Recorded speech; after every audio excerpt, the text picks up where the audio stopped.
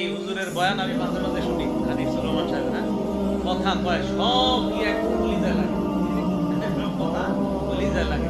একটা বয়ান করছে, কতবার যে এই বয়ানটা আমি শুনছি জানেন না। ওই যে এই যে একটা বয়ান আছে দেখবেন যে তুমি আজকে কার জন্য কি করলা, বড় বড় বিল্ডিং করলা, বাইলিং করলা, তুমি মরে যাইবা সব শেষ। এটা জানেন না, এত হিট করছে এই বয়ান, দিলে হিট করে। কি কইল উনি? উনি বলতেছে যে আমার বাবা নাই, দাদা নাই, দাদি নাই, কেউ নাই, কিচ্ছু নাই, মিয়া আমিও থাকছি। হুজুর আনিসুর রহমান আসামি সাহেব দেখবেন কোনো সুর সার কিচ্ছু নাই, কথা গিয়া সুর লাগে দিলে একদম হিট করে।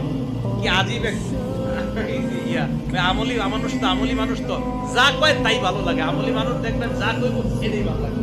আপনাকে যদি একটা থাবরও দেয় আমলি মানুষ, জি হুজুর মারেন আমারে মারেন, তাও ভালো লাগে। যারা আমলি মানুষদের কাছে বেশি বেশি যাবেন, যারা আমল করে তাদের কাছে খুব বেশি যাবেন।